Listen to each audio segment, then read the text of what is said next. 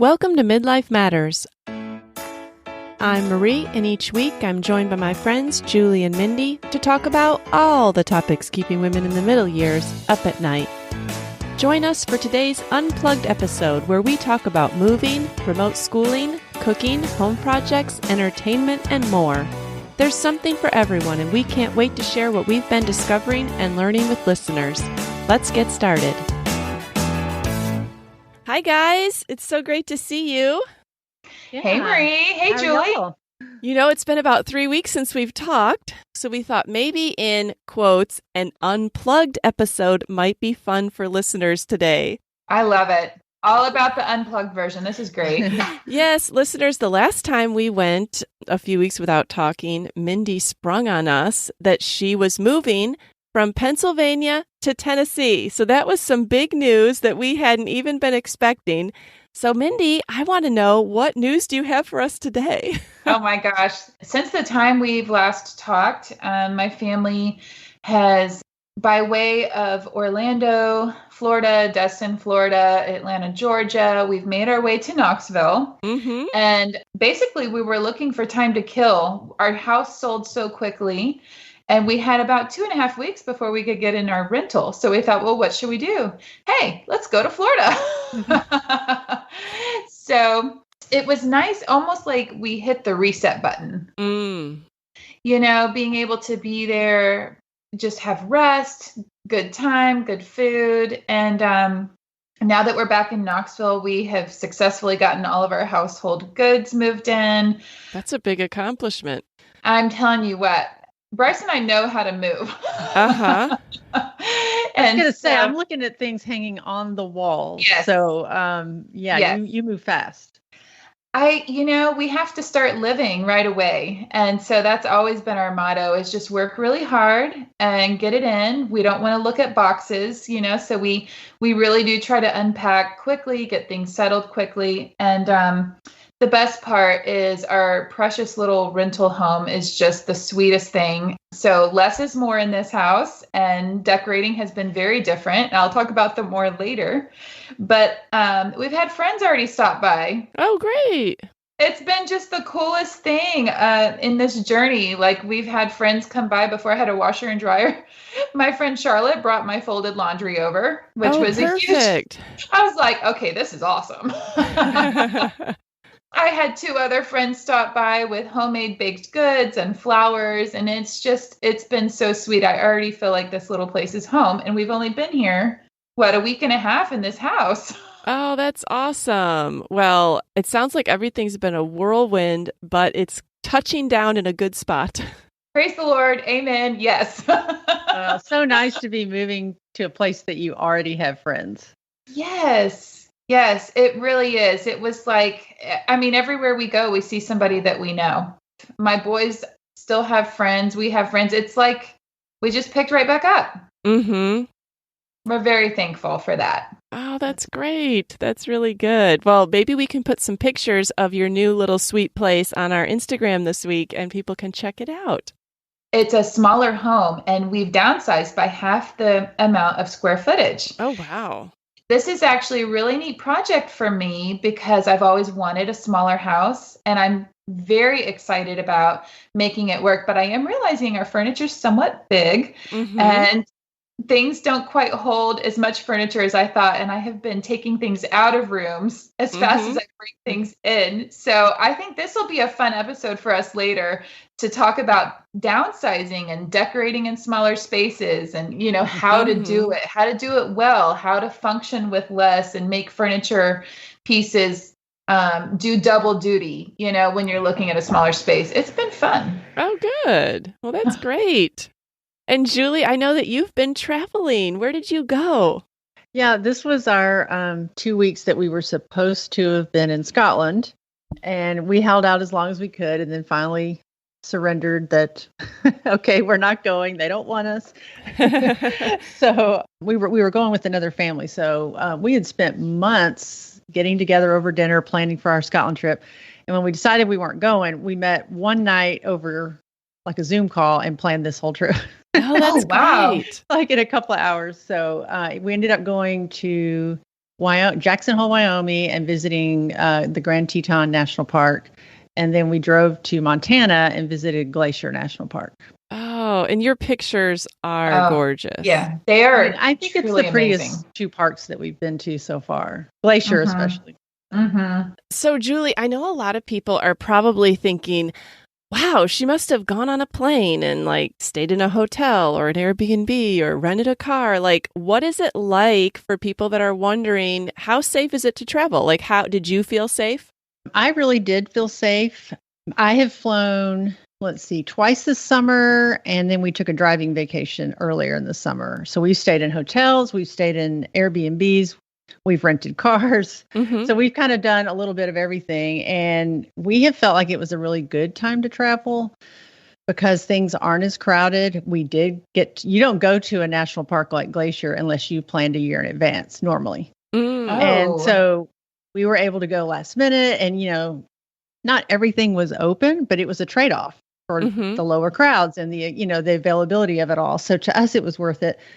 Let's see, airlines, the airports are dead. Okay. It's just really weird to be there. And a lot of the restaurants and shops are closed. And then when you get on the plane, the flights are not full, empty. The middle seats are empty, but even the other seats aren't all full. And it kind of made me sad. I just would look down the rows and think, how are these businesses going to survive? Not flying at full capacity. We were on Delta, and the pilot came on and said, you must have a face covering on throughout the entire flight over your mouth and nose.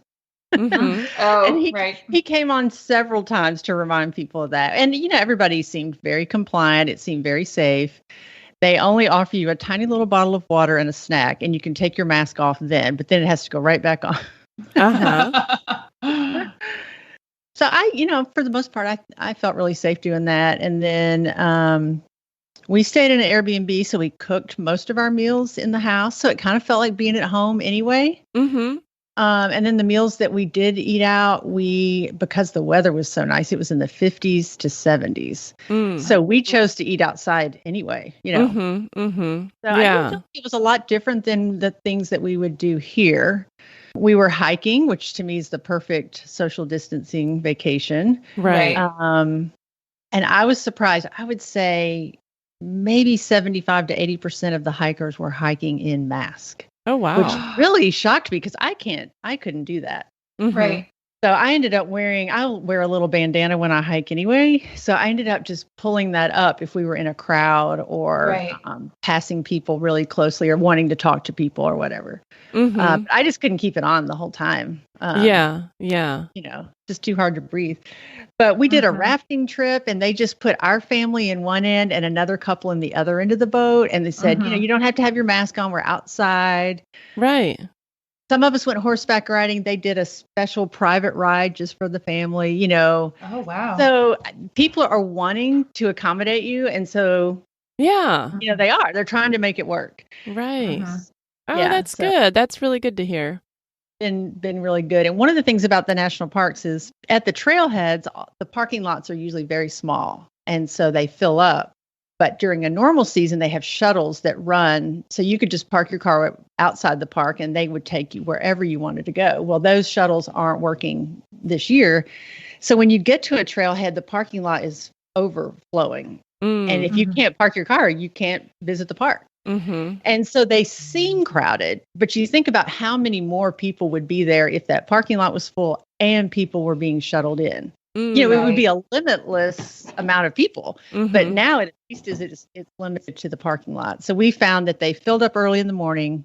We weren't willing to get there early in the morning. Right. So we did our hikes in the afternoon when people were leaving, and then the sun didn't set till almost 10 o'clock. Oh, wow. So we just enjoyed a different part of the day. That's great. That's really good.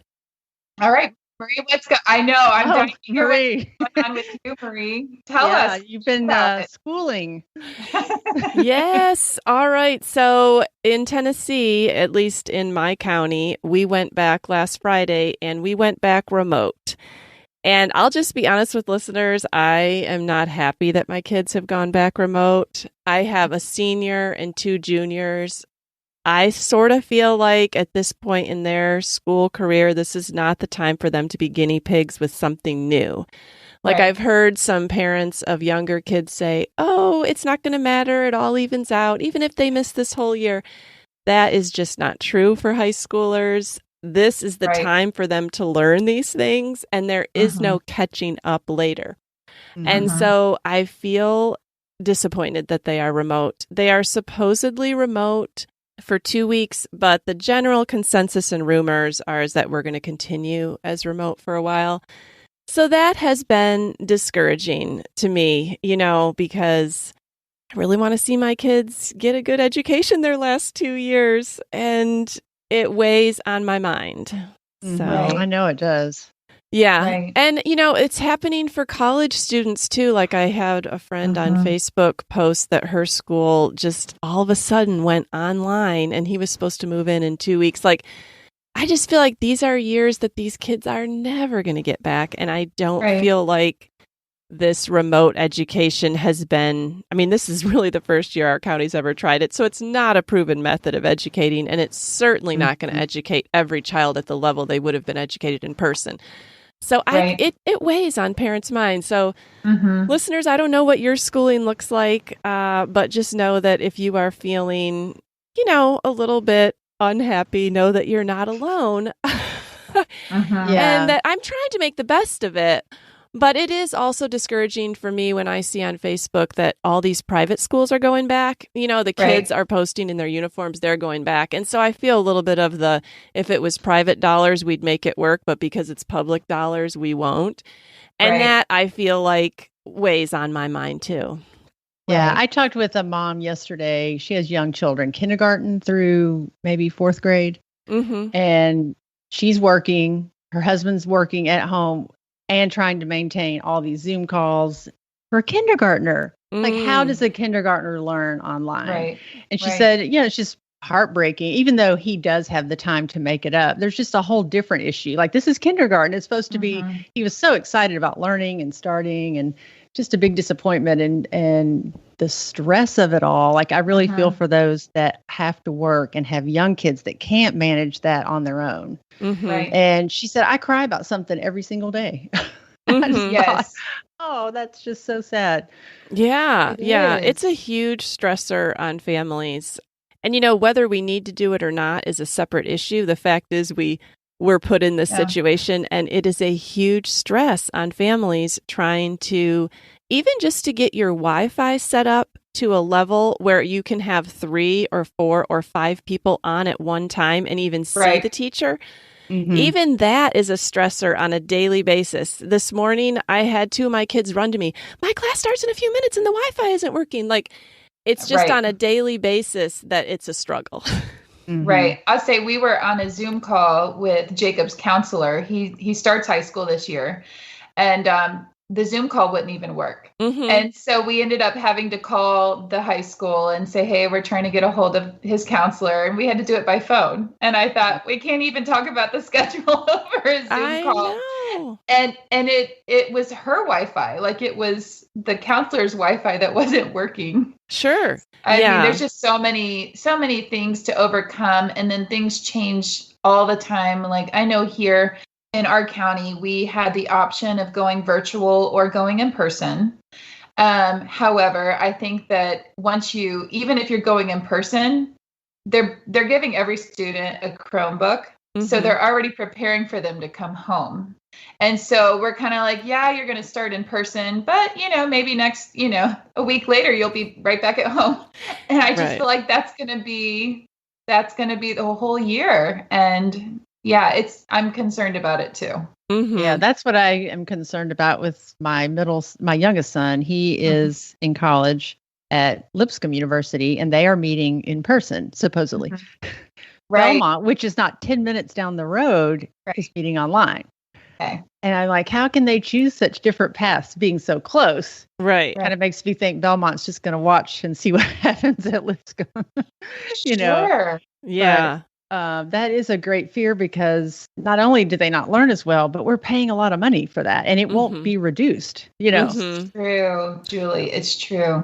Yeah, so I wish I had like better, more exciting, happier update here on school, but I think everybody that's starting, and if you haven't started yet, you'll start in the next month, and if you're in a public school, you'll probably be going through the same thing that I am.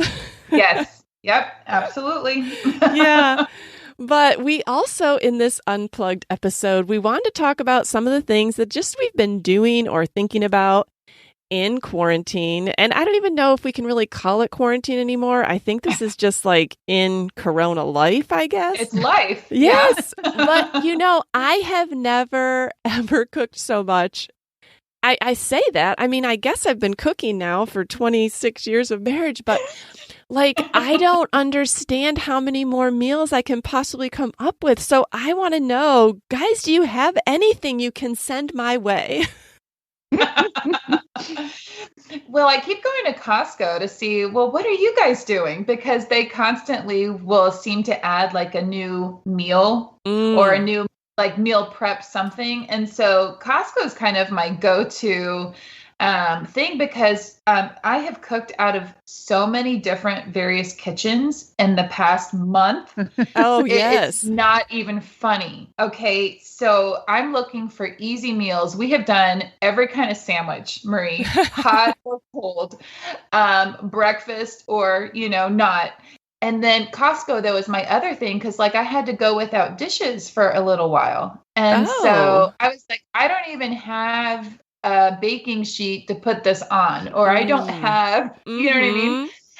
So I was like, Costco for the win, because everything is already in a container that you can put into the oven. So Costco saved my life during this move to be able to feed my family when I didn't even have dishes. I never even thought about that, Mindy. Yeah. I mean, even if you want to buy a frozen pizza, I mean, I know they say you can put it on that cardboard thing, but I always feel like, am I going to open the oven up to flames? I don't know. Okay. Well, when you move into a rental, you think, well, how clean is the oven? And I haven't cleaned it yet, and so when it's my dirt, I'm totally cool with that. But if it's somebody else's dirt, I don't think so. Yeah. Yes. Julie, you've obviously been on the road cooking and at home, but have you come up with anything new or exciting that you can share? Well, since I haven't personally cooked in 2 weeks, it's a distant memory for me. So even when you were cooking in the Airbnb, you didn't personally have to cook it? Well, the family we went with, the husband is basically a great chef. Oh my goodness. So this is perfect. It was perfect. So we, set the table, we chopped, we cleaned up, but he did all the cooking. Oh, that's awesome. But one of the recipes that we had that I have done since, it's kind of a new twist on pasta. Like if you're tired of just browning ground beef and putting red sauce on it on noodles. Yeah. We did pasta and he did Italian sausage and just sliced it up with a red sauce on penne pasta. And we all loved it. Oh, great. And so that's just a variation from the boring old spaghetti with ground beef. Yeah. It was very, very good. Now, he used a grill, but we like to do cast iron skillet. That's a really easy, good, new thing. Yeah. Right. And then we've just been continuing on with homemade pizza from, we really like the Trader Joe dough. It's by far the best. And we do an Alfredo pepperoni. Instead of the red sauce, we put Alfredo sauce with pepperoni. Oh, yeah. Oh, that sounds good. Or I like to do the barbecue chicken. And I did find at Costco, they sell, I don't know if this is new or not, but it's grilled chicken strips already cooked. Oh. And that made it really easy to do the chicken pizza. Yes. Oh, wow. And tacos, because it comes in those 2 big packs that are shrink wrapped. Yeah. So we've used that for tacos and pizza and salads and things like that. One of my goals, I think back in January, was to learn how to use my cast iron skillet. You guys, I love it. Okay. I really feel like it makes all my vegetables taste so good with just olive oil, salt, and pepper. My meats turn out to be very moist in it. Like, I just feel good cooking in it. So I definitely would try that Italian sausage in there. I haven't tried that. Yeah. And with meats, like we kind of have given up grilling because it's so hot. Like we'll probably go back to it in the fall and winter, but I just don't want to go out and light up a grill when it's 98 degrees. Yeah. Right. So we do burgers. We even do steaks. The other night we did scallops. from Trader Joe's. Okay. And they were fresh, not frozen. And the Italian sausage, like it's all really, really good in the cast iron skillet. Yes, I'm going to have to try that some more then.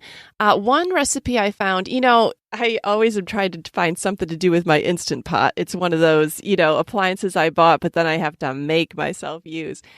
So this is a pretty easy one. You can just throw, and I have the bigger Instant Pot, so I think I threw in like 8 or so chicken breasts, those thick ones. And then you just have like salsa, chicken broth, and taco seasoning, and you cook that for like 15 minutes. And I had so much shredded chicken. You can make tacos and enchiladas and put them on a burrito bowl. And I mean, there's just so many things you can do with that shredded chicken. So anyways, that's something that people can try. I will put a link to that recipe in our show notes. It was cheap, easy, and got the job done. Well, and that's always good to have meat to pull out for lunches too. Yes. Oh, yes. Quick and easy things is where it is at. Yes, it is. All right. Well, and some other things I was thinking about, I wanted to know, what is something interesting you guys have been reading lately? Mindy, I know you like to read. What have you been reading? Okay, well, I am a huge fan of finding free Kindle books on my Prime Reading on my Kindle. So every once in a while, when I have just some time, I will research and look at reviews and try to find kind of a new author, and I'll give it a shot because it's free. I'm paying like a monthly subscription. So technically not free, but you know what I mean. Okay, so this was the perfect time for me to run across a new author, Fiona Valpy. And all of her books are somehow based in the setting of France. And some of these are based from a woman's perspective during the Nazi occupation of France. Oh, okay. And some are more like modern day stories, but they are all based in France. And here I was like in Florida, and I was in, moving all these different locations. And when I would sit down to read, I loved the setting, the flowers. She did such a beautiful job of setting that. But then also almost every single story was about finding a new life and using broken dreams to start something new and wonderful and finding a better life after. And so I thought, what a sweet story. That's right up my alley. Oh, they were just great summer reading. No matter where I was at night, I always read my Kindle before I go to bed. And I've been staying up way too late trying to finish these stories, but I've probably read 4 of her books in the past month. Oh, great. Well, how do you spell her last name, Mindy? Okay, yes. The last name is spelled Valpy. Okay, Fiona Valpy. I will put a link to her in our show notes because I'm always looking for good books. Yes, I've enjoyed both the ones set during the Nazi occupation as well as the modern day stories. Cool. Julie, what have you been reading? I started a book called The Quest for Cosmic Justice. Oh. Not fun beach reading. But it's by Thomas Sowell. And he's one of my favorites that I enjoy listening to right now and reading his works. But it's a very deep book that I have to go slowly through, kind of explaining the difference between cosmic justice and social justice. Being cosmic justice, something that really can't be achieved on Earth. But social justice is, to achieve social justice, rules and standards are kind of deliberately set aside. It kind of doesn't take into account the cost of justice to the rest of society. And I don't know, social justice has a draw for the church, because it sounds good and they are good causes, but just kind of helping unearth like what is maybe behind that, and how some misconceptions about equality, inequality, justice, injustice, and just maybe how those are defined. And it's very deep. It sounds deep. But I'm enjoying it. I love the author. So yes. Okay. All right. Well, we'll definitely put a link to that in our show notes. I did not read a deep book, but have you guys ever read any of the Read with Jenna from the Today Show books? Oh, I've seen those advertised. I have not read one yet. So I never watched the Today Show, but often I will see other people recommend a book and then they'll say, oh, it was a read with Jenna. So I'll always check it out because there's something appealing to me personally about reading things that other people are reading. Right. I just like to know what are other people reading and enjoying. So this is a book that I read a week or so ago, and Julie's probably going to roll her eyes because I always go with the saddest books. Oh, no. But this one is called Dear Edward. This was quite a powerful book, especially since my husband flies a lot for his job. And it's about a plane crash and a boy who is the only survivor. Oh, Marie. Oh, my gosh. I'm going back to France. Fun pandemic reading. Yeah. No, but it was so interesting. Okay, so it's interesting in that it explores what several of the passengers were doing and thinking and feeling that day on the plane before it crashes. So they pick out maybe 10 passengers on the plane and like what led them to get on that flight and what were they thinking and what were they anticipating their life would be like when they landed and all that. Then it follows this little boy's family and what led up to their flight. And then it follows his recovery because he's the only survivor. And it covers how people who lost loved ones in the crash go on living. So, but it sounds like, oh my goodness, could there be anything more depressing? But it is a fictional story. So none of these people really died. And it's just interesting because it makes you think like, you know, they say the most mundane things, just like we would on a plane. And then you think, oh my goodness, in 30 minutes, they're going to be dead and they're worrying about that. You know, like in my mind, when I'm reading it, I think, oh, well, I've been sitting there eating my snack and waiting in line for the bathroom. And little do they know that their plane's going to crash. I'm not exactly selling this book in a great way. But that makes sense. You're like, okay, so then you question the things that you spend time pondering. Is that really worth it? Yeah. You know? So it's a good book. I would recommend it. I read it, but I'm sure the audiobook would be good too. How old is Edward? How old is Edward? He is 12, I think, Julie. Oh, that's sad. But we follow him until he is about 18. Okay. Yeah, full grown. Is there a happy ending? Is this like a redemptive story? Yes, I would say. I mean, I don't know how there can really be a happy ending, but there is a uplifting ending. Okay, that's good to know. But while I was reading, I was thinking, I'm glad I'm not flying next week. I definitely need some time between reading this book and flying again.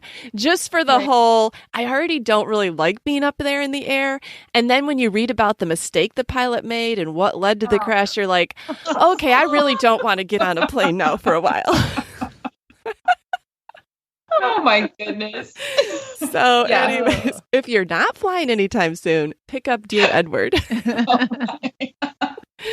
All right. Well, in addition to what you guys have been reading, I want to know, is there anything interesting that you've been learning? Julie, what have you been learning about lately? My daughter is really enjoying looking and searching on like Facebook Marketplace for rattan wicker. Oh. And she really wanted one of those arched mid-century shelves. You know, in Nashville, they're $400 and $500. Right. And so a friend of hers had found one for $10 at an estate sale. Oh, wow. So Molly thought, okay, I'm just going to estate sales. Yeah. Well, with COVID, like you have to wait hours to get in because they only let so many people in the house. And it was just really time consuming. So her friend found another shelf and it was painted aqua. Oh. Lovely. She bought it for, $15 or whatever and thought, okay, I'll see what I can do with this.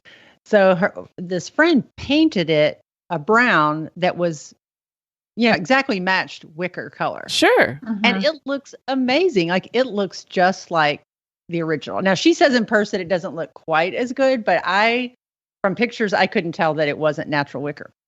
So then she sends me a picture this week. The girl she bought something, I think it was painted white. And you see a lot of white wicker out there.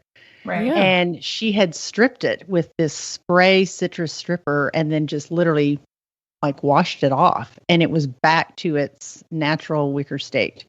So I went antique looking and found a couple of things that were painted.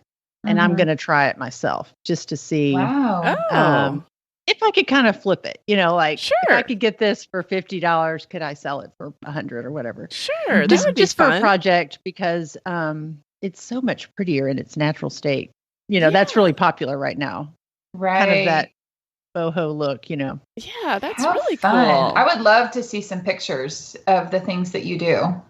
Yeah, I'll maybe post a picture of Molly's shelf too, because this looks so nice. Oh, that's awesome. Mindy, let us know what you've been learning.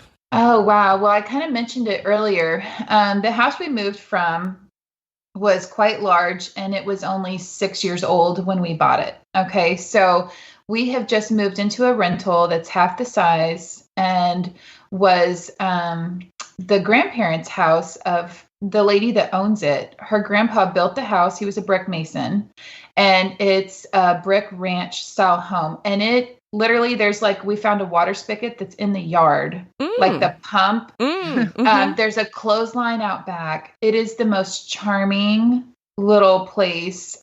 The yard is huge. There's so many trees and things that have grown. And so I mentioned it earlier, but trying to decorate into a completely different style house using my furniture and the pieces that I have in a smaller space. And it's been a lot of fun, but kind of, trying things out. It's just, the style is so different. So taking my furniture that fit in a large brand new house and using it into an older small ranch house, it's been a lot of fun, but it is a major learning curve to kind of see what works. Like my area rug that I used to have in the living room, it literally hits the walls in the living room. Yeah. And curls up along the baseboard. Okay, that's not going to work. I'm enjoying the style, the character, the charm of this house. You can't get this in a large brand new house. And so I'm really loving and enjoying the process. Oh, that's awesome. Something I've been learning lately. So I actually learned it from a meme, and I'm in the process of reminding myself of it all the time. So you guys may have heard this before, but it was new to me, and I saw someone post it on Instagram. It says, "Remember the days you prayed for what you have now." And I don't know how I've never heard this before. Have you guys heard that before? Yes, no, I have. Okay. And I love it. Yes. So I was thinking, in the midst of all this Corona stuff, it's easy to think that nothing's going right or the way we wanted. And this little phrase keeps coming to my mind.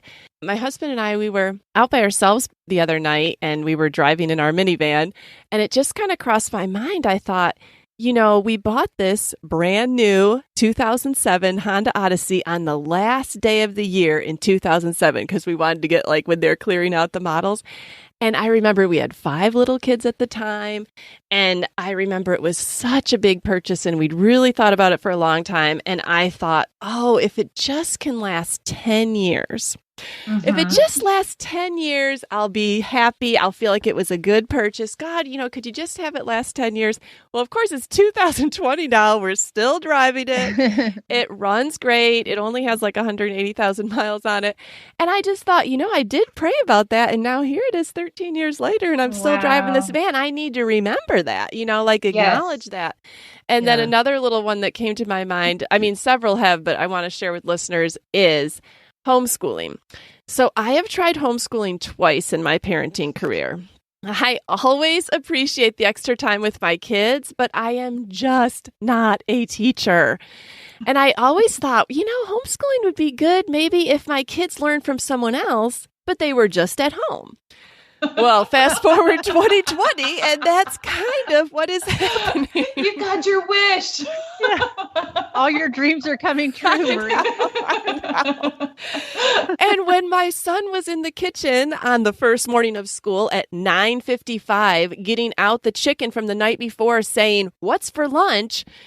I was like, that little phrase came to my mind. Remember the days you prayed for what you have right now. So even though I was kind of, obviously a little discouraged about the remote learning, I also recognized the fact that I did think that homeschooling with someone else teaching my kids would be an awesome option. Oh my goodness. This is great. just took a picture of a meme this morning, Marie, and it's kind of along those lines. It says it's always possible to be thankful for what is given rather than resentful over what is withheld. One attitude or the other becomes the way of life. And it was by Elizabeth Elliot. And I thought, oh, that is so true. We tend to just focus on what we don't have and not what we do. That's just another way of saying that. But yes. I appreciated that. So maybe this week, listeners, if you are annoyed by something, think, did I pray for this at one time? Right. Because you may have. And it makes me appreciate it more knowing that, well, if I look at it like that, I really do. I realize that this is a sweet time and there are good things to come out of it too. Absolutely. I do love that. Intentionally remembering and then speaking aloud the things that the Lord has brought to pass in your life. Yeah. I love that, Marie. So what have you guys been doing in your house lately? Because I know that when the world feels out of control, I try to control my environment. And that includes my house. It's like everything outside my house, news, world, all that feels very much like I have no say. But so I'll double down on, well, what could I change in my house? What project could I do? I don't know. My mind goes there. So like this month I've painted my stair treads. Like it sounds easy, and it was easy, but it made a lift in my mood to see I had black stair treads. I moved to white, but it gave me something else new to think about and focus on. I've also been scouring the internet, looking at some different light fixtures I would like to replace. And it just makes me feel good to think, well, I don't have any control outside my house, but maybe there's something in here that I could do. Right. Have you guys been doing anything? Well, it was really nice in our house in Pennsylvania. I had been doing that. I had gotten a new light fixture over my eat-in kitchen table. I had bought new curtains for the kitchen, things like that. And so then when we were faced with selling the house, it was already ready. Like I didn't have to do anything. It was show ready because I had been busy during the pandemic of fixing things around the house. But I do have a new decorating motto right now that I just absolutely love. So I wanted to share that. Of course, I've mentioned I'm unpacking boxes. I'm learning to decorate in a smaller space. Well, I don't want to unpack every box. We are storing a lot of our furniture in one of the rooms in our rental house. We just don't have room for everything. Okay, so because I don't want to unpack all of the decorating boxes, my new motto is whatever I get to first, that's what I use. And it's this fun adventure. It's like, oh, looks like that's going on the wall because that's the box I unpacked. And then once you're full, you're done. It's like Russian roulette with your decorating items. It is the funniest decorating motto I've ever used. I feel completely free. And it's just I'm having a lot of fun with it. And the rest of the boxes, I'm like, I'll get to enjoy you later when we have a more permanent home. That's wonderful. All right, Julie, what have you been doing around your house lately besides getting ready to strip some furniture? Well, I redid a guest bedroom, so I'm still kind of working on that, hanging things on the wall. And then I had some wallpaper stripped from my kitchen, and the walls were painted white. I didn't put anything back on the walls that was there before. It was just a clean slate. And I decided I wanted to go with all blue and white, like the chinoiserie plates, like the, what is it called? Blue willow. Yeah. And, so that's the only things that are on my walls in the kitchen. So that's been fun. And then let's see, I sewed a shower curtain for the new bathroom. Oh, wow. I was just going to order it on Etsy and paid for it and everything. And then she said, I can't get that fabric, so I can't fulfill your order. So then I was like, so I had to find my own fabric and get it and make it myself. But it turned out great. I saw a picture of it and I was very impressed. Well, it's not that hard. It's a shower curtain, but Julie, don't underestimate. Like some of us over here would be like, I don't know if my bottom would be as straight as it should be or whatever, Look, when you can't figure out how to rethread the sewing machine, you're not going to ever end up with a shower curtain that you made. True. And other than that, I'm just kind of back to reorganizing and decluttering. And I think, wait, I just did that. But when you just live for so long in a space, even if you're not buying new stuff, it just seems to get all mixed up again. So yeah, it's a constant. I wish I mean, if you ever get to reorganize and you're done, then you're probably not living there anymore. Right.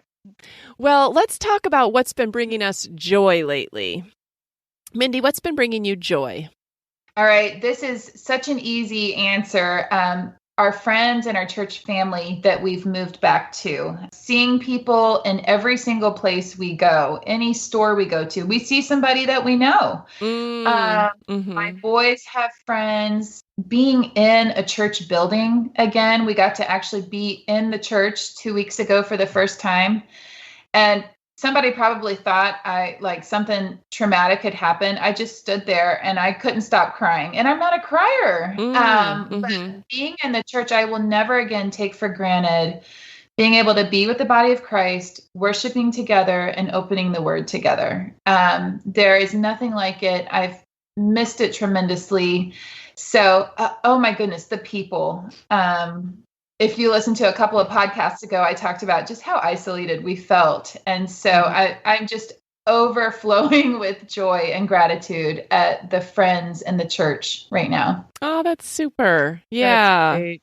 Yeah, I'm just looking at you, Mindy, and seeing your background. I'm like, oh, this is a new background from a year ago. And just remembering how you felt. And I don't know, it's just been kind of fun to watch. Yes. The whole change in the last year. Yeah. Thanks. That's great. Yeah. Julie, what's bringing you joy? Well, this was a hard one for me. Tough season. So through studying and reading, Ecclesiastes 3:11 says, he has planted eternity, and this is the amplified version. So it says, he has planted eternity, a sense of divine purpose, in the human heart. Parentheses, a mysterious longing which nothing under the sun can satisfy except God. And I think it's easy to kind of lose our joy and peace when we kind of forget that only certain needs can be fulfilled by God, those divine needs that only he can meet. And when we're not doing that, we kind of look to control, like what can I control in my life? What circumstances can I control? Or we look to people to meet those needs. And, we eventually realize we don't have any control over the circumstances of our life. And I think it's a good reminder to know, like, God created us that way so that even if everything is going great circumstances, great relationships, we still have a longing to get more of him, to know more of him. So, and that is really the only way to have joy and peace and well-being in our life is having the assurance that all those needs are met through him and nothing else. And not replacing your light fixture on Amazon like I've been wanting to do.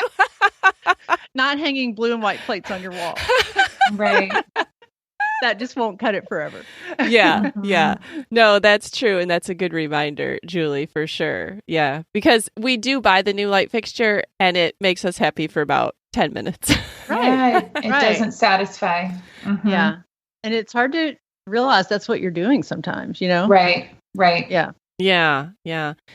Well, I narrowed it down to two specific things that are bringing me joy. So one, I just didn't have an audiobook to listen to. And even though we produce a podcast, and I, of course, want people to listen to my podcast, real people talking right now, it's just almost too much for me sometimes. Like, I don't want to hear about the real world right now. So I thought, I'm going to listen to Marley and Me on audio. I've read the book before and I've seen the movie, but I've never listened to the audiobook. And so it's a whole new experience. And Julie, I just think of you over and over again with your black lab. Every time Marley eats something or does something crazy, I think, oh my goodness, there's Charlie. Oh. So if you want just kind of an uplifting audiobook to listen to, check out Marley and Me. And then also something that brought me joy this week was when my daughter, my oldest, was little, I had a porch swing on my front porch. And then I had one of those Little Tykes porch swings facing it so that when I swung, whatever it is, on the swing, right, I would push her. And so we would be swinging together and I would be able to look at her and sing songs and all that. And I loved that porch swing. It was my favorite spot with her. So anyways, my granddaughter's going to be 5 months next week. And so I said to Abigail, I'm going to order one of those little tyke swings. And I said to Steve, what tree limb can we put this on? He goes, why don't we just put it on the porch? I said, really? Yeah, he said, and we'll hang it on chains. And when we don't want, like when she's not here, we just take it off those chains, so it's not like we have to walk under it all the time. And we set it up so that when I'm on my swing, I can see her and push her. And yesterday was the first day she came over and tried it. And of course, I put her in it and thought she's going to go wild with excitement. And she didn't really do that much. But she did get to smiling a little while later. And I know as she grows. But I thought, what a bittersweet, like full circle moment that with her mother, I had the same swing. And now I'm doing it with her daughter. So that brought me joy. Yeah. You were the one that was bouncing with excitement. Oh, I was. So anyways, sweet. that brought me joy. But I hope that there are a lot of different things that are bringing our listeners joy. Mm-hmm. We would love to hear from you if you want to message us on Instagram this week and let us know some things that are bringing you joy. Just hearing what makes other people happy makes me happy and inspires me to look around myself and see things in a new way. True. Yeah. Oh, absolutely. So let's move into I'm a fan. All right, Mindy, what are you a fan of this week? Oh, okay. I'm super excited to share that I got some new workout shoes. And of course, I can walk faster, run faster, leap tall buildings in a single bound because of these new shoes. I mean, you're just an all-around better person with new shoes on your feet. And they look amazing. So basically, I was able to get some new Brooks Glycerin 18s, which are my favorite workout shoe. Great. And they are amazing, and they are pink. Oh, so perfect. I'm a huge fan. I went for my first walk in them last night and just felt like I could just keep walking forever and ever. So love them. It's amazing what a new pair of workout shoes can do. Awesome. Julie, what are you a fan of this week? I'm a fan of a podcast that's new to me, and it's the Elisa Childers podcast. And her little tag is, I like to talk about the big questions of faith, Christianity, and skeptical claims against the reliability of the Bible and the truthfulness of Christianity. And she has topics on everything. And a lot of it is cultural things and things that are in, kind of hot topics right now. But I really, really enjoy listening to her. And I got her name from some women at church. So, and what's her name again? It's Elisa, Alisa Childers. Okay, we'll put a link to her podcast in our show notes. I'll have to check that one out. We've all been a fan, I think, of wireless headphones, and we've said Apple wireless headphones. But if you don't want to spend that much money, which my daughter didn't, I'm going to say what she loves for my I'm a fan, because she's been using them all summer long, and they've worked great. They're only $27.99 on Amazon, and they're called the Lasuni, Lasuney, waterproof Bluetooth wireless earbuds. And so if you don't want to invest 100, 150, whatever AirPods are, this is a very affordable way to get wireless headphones. And she's been using them all summer, and they've held up great. Oh, nice. Wow. Yeah. Yeah, because those AirPods get expensive. Yeah. And she just thought, if I can't keep track of my AirPods, I'm not going to feel so bad about losing ones that are $28. Oh, yeah. Yeah. Now, waterproof as in like sweatproof, or I'm thinking that probably means sweatproof. I don't think you could really swim with them. I think when they say waterproof, it's mostly like maybe if it was raining and you were running. Yeah. Things like that. So I'll put a link. Great price. Yeah. I'll put a link to those in our show notes. If you want to get our show notes and have the links come right to your email us at midlifematterspodcast@gmail.com and put show notes in the subject line. Otherwise, you can come and follow us on Midlife Matters Podcast on Instagram. And every week we try to share pictures of the things that we were and I'm a fan of. And that will also be another way that you can find them. Julie and Mindy, I loved this Unplugged episode. I loved this chance to just catch up with you guys, see how you were doing. Listeners, we hope you enjoyed it too. It's been a lot of fun, and hopefully we don't go 3 weeks next time before we talk again. Yes. Yeah, it was great catching up, because I feel like this is the only time we have talked. Yes.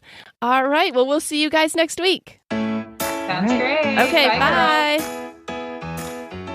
We're so happy you joined us today. You can find the show notes for this episode at midlifematterspodcast.com. Also, please tell a friend about the show and help them hit the free subscribe button on their favorite podcast app. Be sure to follow us on Instagram at Midlife Matters Podcast.